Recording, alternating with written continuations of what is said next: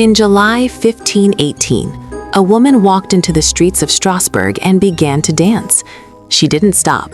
For 6 days straight, she danced without rest. Within a month, 400 people joined her. Dozens of them danced themselves to death. This is the true story of the dancing plague of 1518. Imagine a city gripped by an unstoppable force. Not a war, not a disease you could see, but something far stranger. People dancing in the streets, unable to stop, their feet bleeding, their bodies collapsing from exhaustion. Some died from heart attacks, others from strokes, and no one knew why. This wasn't mass hysteria. This wasn't a myth. This actually happened in medieval Strasbourg, and what makes it even more terrifying is that historians still can't fully explain it. Welcome to one of history's most bizarre and haunting mysteries. It was July 14th, 1518. The city of Strasbourg, located in the Holy Roman Empire, what's now modern-day France, was in the grip of a sweltering summer. The streets were crowded, the air thick with heat and tension. That's when Frau Troffea stepped into a narrow street and began to dance. At first, no one paid much attention. Street performers weren't uncommon. But Frau Troffea wasn't performing. She wasn't smiling. Her face was blank, almost tortured. Her feet moved in jerky, uncontrolled movements, and she didn't stop. Not when the sun set, not when night fell, not when dawn broke the next morning. For 6 days straight, Frau Troffea danced. No food, no rest, her feet bled, her body swayed with exhaustion. Witnesses reported that she seemed unable to stop, as if possessed by some invisible force. Authorities had to physically drag her away and confine her, but by then it was too late. Within a week, 34 people had joined her. By the end of August, the number had exploded to around 400 dancers. They danced in the streets, in town squares, in their homes. They danced until their feet were raw and bloody. They danced until they collapsed, and some of them never got back up. Historical records from the time describe scenes of absolute chaos. City officials were baffled. Priests were terrified. Families watched helplessly as their loved ones danced themselves into oblivion. The city physician, a man named Paracelsus, documented the outbreak.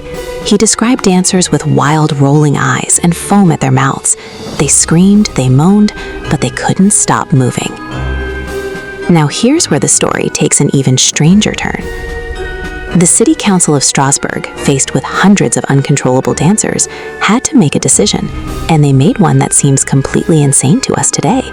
They decided to encourage more dancing. Their logic? The medical theory of the time held that the afflicted had hot blood, and the only way to cure them was to let them dance it out of their system. So the city authorities built stages. They hired musicians. They even paid professional dancers to keep the afflicted moving.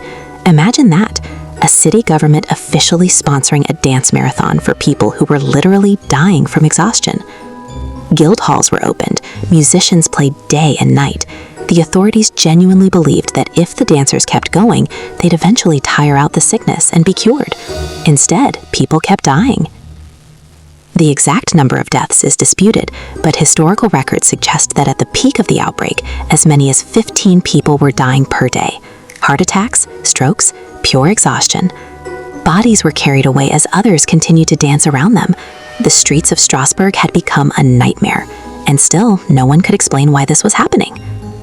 After about a month of chaos, the city council finally reversed course. They banned all public dancing and music. They removed the stages. The musicians were sent home. And slowly, mysteriously, the plague ended. By early September 1518, the dancing had stopped. Survivors were left traumatized. The dead were buried, and Strasbourg tried to move on from one of the strangest events in human history. For over 500 years, people have tried to explain what happened in Strasbourg, and the theories range from the medical to the supernatural.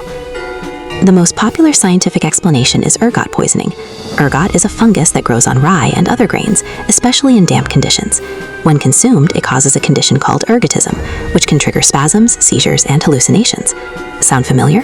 It's the same fungus that was later synthesized into LSD. The summer of 1518 had been particularly wet, perfect conditions for ergot to thrive. If the bread supply was contaminated, it could explain the convulsions and the uncontrolled movements. But here's the problem. Ergot poisoning also causes severe digestive issues and gangrene. The historical records don't mention these symptoms. Plus, ergot tends to affect entire households that share the same bread supply. The dancing plague jumped randomly across the city, affecting individuals from different families. This is the theory that most modern historians accept. Mass psychogenic illness, also known as mass hysteria, occurs when psychological stress manifests as physical symptoms across a group of people, and Strasbourg in 1518 had plenty of reasons to be stressed. The city was reeling from famine. Smallpox and syphilis were rampant. The peasant class was starving.